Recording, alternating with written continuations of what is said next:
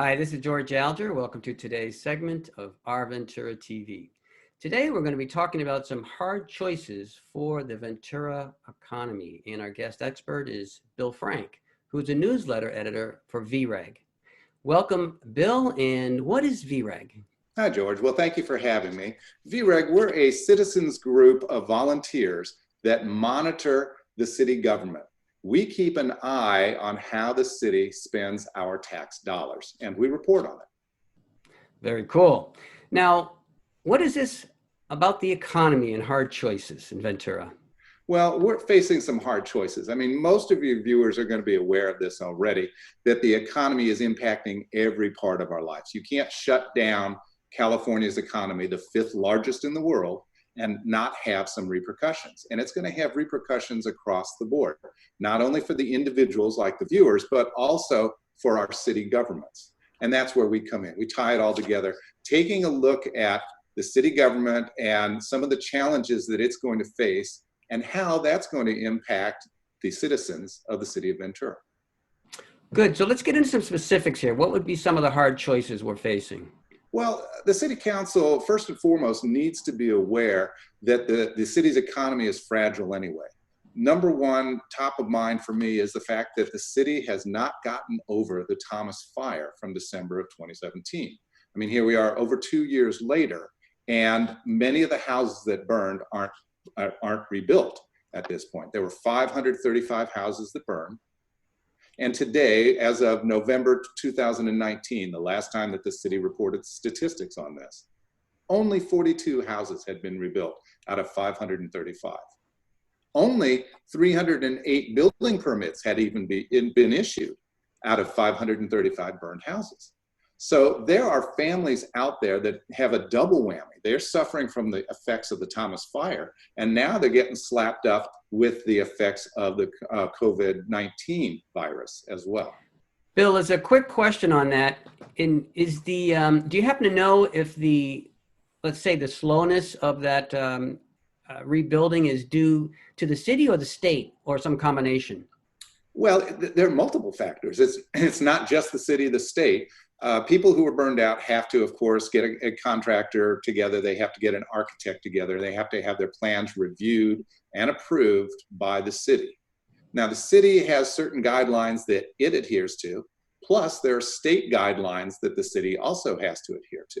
So everybody who submits plans goes through a review process, and they have to make sure that the plans comply with city and state requirements. And then there are going to be modifications. I don't think that there are very few plans that go through as is, that are perfect right from the get-go. So the city will always ask for a little modification here, a little modification there, and that back and forth takes time as well. So there was that. That was compounded by the city council at the time. The city council at the time was having difficulties deciding how they were going to let people rebuild.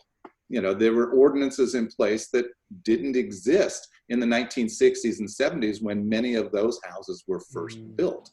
As a result, just coming up to code, those houses were going to go through some major changes, and those major changes resulted in major costs, expenses to them as well. The city, where they dragged their feet, was on the ordinance of how high could a building be. New city ordinances that are different from the 1960s and 70s meant that houses had to be built up higher. Well, building up higher means you're impeding somebody else's view. And that gets to be a real problem on the hillside where most of the houses were burned. So there were a multitude of factors that delayed this rebuilding process. Okay, it sounds like we could do a whole show on just that. So let's come back to the current situation. All right. Well, the current situation, as I say, is that there are some challenges with the rebuilding, but that has an economic impact as well, because those houses that are rebuilt pay property taxes. And while they're burned out, the city assessor has said the county assessor has said that they only have to pay a portion of their property taxes. Well, that means only a portion of property taxes are being paid to the city as well. So that's a hard economic impact that we are facing right now. And the city knows that and has budgeted for that, or at least they thought they had budgeted properly for that. But it's been compounded now with COVID-19. Okay. Another thing that has cropped up that the city leaders need to understand, and I'm sure that they do, is the fact that Cal Lutheran economists in November of last year said that the whole county was in a recession already, even before COVID-19 hit. So they were saying we're seeing anemic growth. We're not seeing any real changes in property values. Some of the drivers of our economy aren't growing as fast as we could. We should expect a real slow economy in 2020. And that was before COVID-19 hit too. Now, COVID-19 hits, and that was a curveball that nobody could have anticipated. But the effects are going to be profound. If you look at the main drivers of our economy here in the city of Ventura, I mean, you've got things like the oil and gas industry. They still contribute a lot to this economy. But the price of oil fell through the floor. It has hit historic lows in February and March of this year. So that segment of our economy has hurt. Well, then the other big driver of our economy is tourism. Who knows when tourism is going to come back online, when we're going to be allowed to go places, and when we're allowed, how many people are going to want to go into a hotel room where there might be questionable cleanliness, that they're worried about COVID-19. Retail is a big driver of the local economy. And among the retailers, car dealers are our biggest contributor there. Well, car dealers have been unable to sell cars for the last 2 months. And think of the sales tax that comes off of a car sale. I mean, that is a big impact to our economy. Add to that the restaurants that are closed, the retail shops that are closed, and there's going to be a huge gap in our sales tax revenue from COVID-19. Interestingly enough, there's an unintended consequence of shutting down those businesses too that was just reported in the paper. Our police chief was very proud about the crime statistics, and with good reason. Crime is down in most major areas except for one: commercial burglary. You know why? Because all of those businesses that are closed, nobody's in there, and it's ripe for the pickings for burglars who want to go in there and steal stuff. So that's an interesting side note to the whole thing. Agriculture, another big driver of our economy. Now, there's some good news here, because prices of agricultural products are going up. So that segment of the economy may benefit from COVID-19. As long as the supply chains to the grocery stores remain open, that should be pretty good. And the last driver is real estate. Well, real estate is absolutely moribund at this point. Who's buying and who's selling a house in this economy? So when you add up all of those factors, all of those segments of our economy are slow, with the exception of agriculture. And all of that means less sales tax revenue coming into the city, forcing the city leaders to make some really hard choices.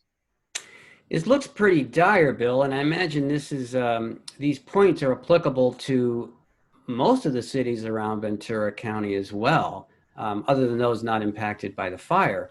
But is there any, any cause for hope or anything that we should be looking towards as possible solutions?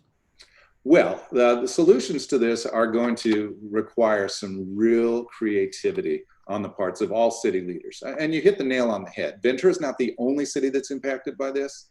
However, Ventura has the double whammy of the Thomas Fire. So I'd say they're more severely hit than other cities. Where our city leaders are going to have to get creative is, where do you make cuts in your city budgets in order to balance the budgets? The city leaders across the state are required by law to balance their budgets. So when the revenue goes down, that means expenses have to be cut. Now, where do you do that?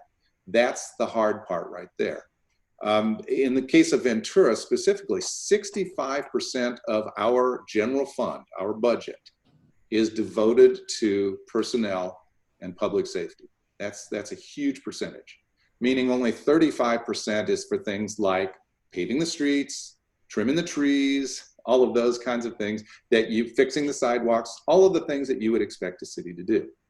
And there's only so much that you can cut back on street repair and sidewalk repair and tree trimming.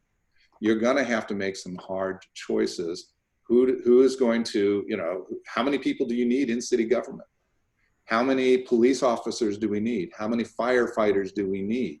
How many people working at City Hall do we need? Those are the kinds of decisions that the city leaders are going to be faced with. And those are the kinds of decisions that they get paid the big bucks to make, because those are the challenging decisions. They impact every citizen's lives. Bill, thank you very much. We've run out of time. I could ask you way more questions about this, but we're going to have to end off here.